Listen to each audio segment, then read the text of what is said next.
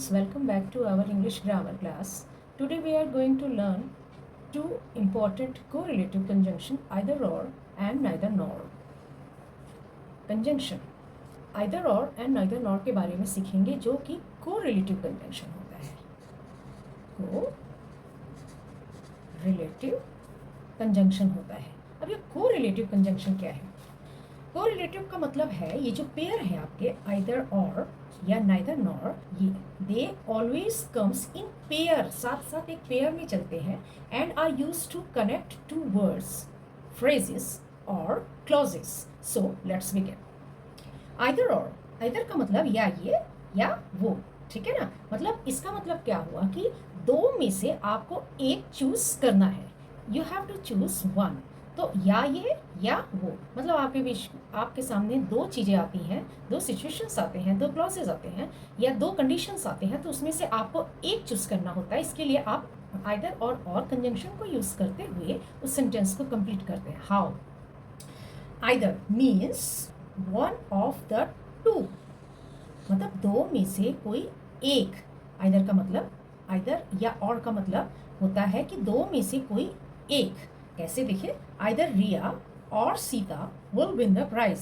या तो रिया या सीता प्राइज जीतेगी.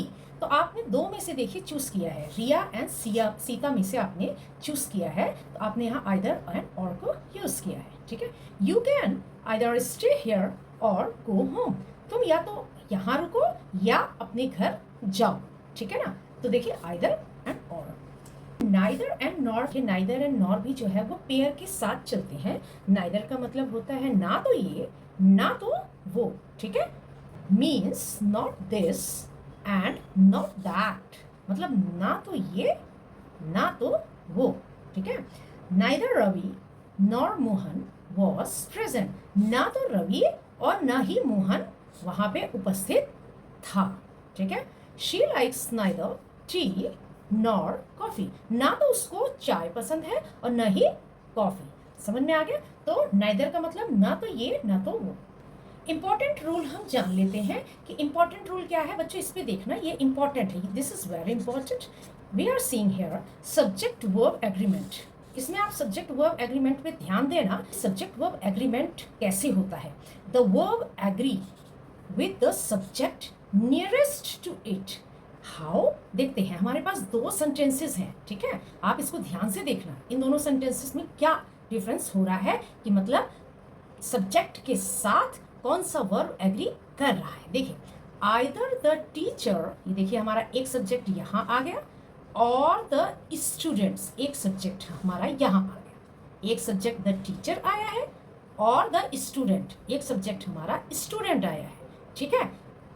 Are ready. तो हमें टीचर को ना देख के जो बाद वाला जो हमारा सब्जेक्ट होता है उसके साथ देखिए वर्ब क्या लगा है? आर लगा है.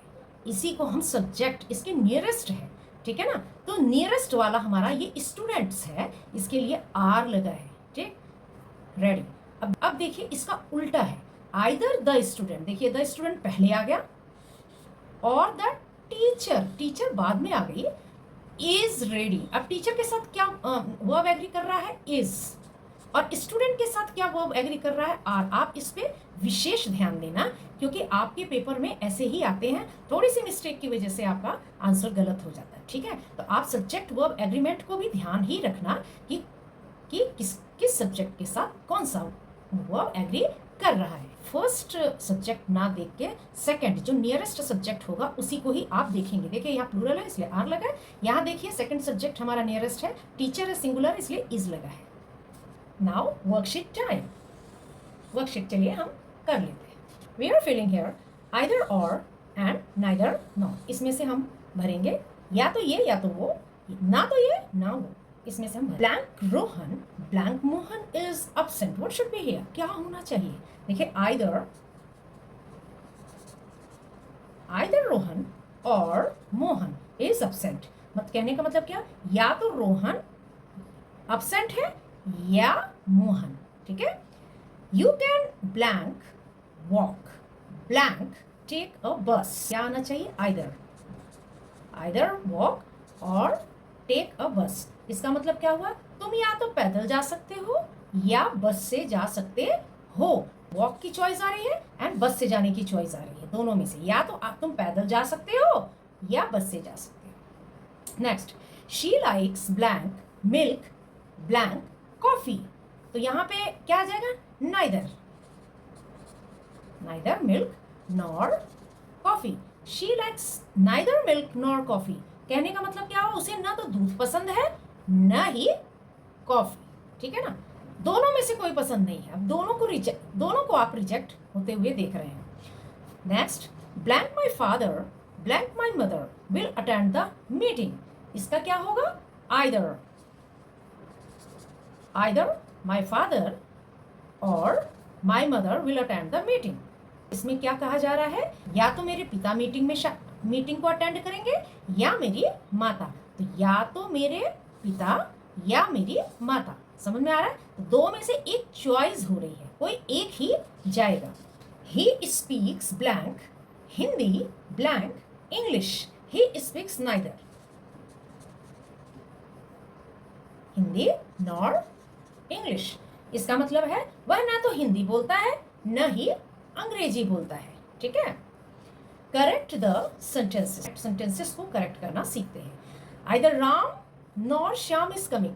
तो इसमें आप देख रहे हैं कि क्या मिस्टेक हो रही है। देखिए आइदर है, आइदर के साथ क्या पेयर चलता है? और चलता है। यहाँ क्या लिखा है? नॉर। ये नहीं होना चाहिए, यहाँ पे नॉर होना चाहिए। नेक्स्ट, नाइदर यू और आई एम रेडी। आप में खुद देखें कि क्या गलती हुई है। नाइदर के साथ क्या चलता है? नॉर। यहाँ क्या लगा है? और। आप यहाँ नॉर लिखेंगे, ठीक है। Either T nor coffee is available. तो अभी देखिए आइदर के साथ क्या चलना चाहिए? और। यहाँ क्या लगा है? Nor. This is wrong, you have to write here or. Neither my friends or my cousin केम। अभी देखिए नाइदर के साथ क्या चलना चाहिए? नॉर। यहाँ क्या लगा? और। तो ये गलत है, यहाँ पे आप नॉर लगाएं। आइदर ही और हिज फ्रेंड्स इज कमिंग। देखिए यहाँ पे मैंने आपको बताया था सब्जेक्ट वर्ब एग्रीमेंट का ध्यान देना। यहाँ पे आइदर है और यहाँ पे और है, दोनों ही अपनी जगह सही है। अभी गलती क्या है? His friends. देखिए फ्रेंड्स जो है ये सब्जेक्ट है, ठीक। सब्जेक्ट वर्ब एग्रीमेंट को हमें देखना है, ये प्लूरल है। तो यहाँ पे देखिए इस क्या है? गलत है, दिस इज रॉन्ग। यहाँ पे आर होना चाहिए था, ठीक है। इसको भी आप ध्यान में रखना, ठीक है ना। आइदर ही और हिज फ्रेंड्स आर कमिंग।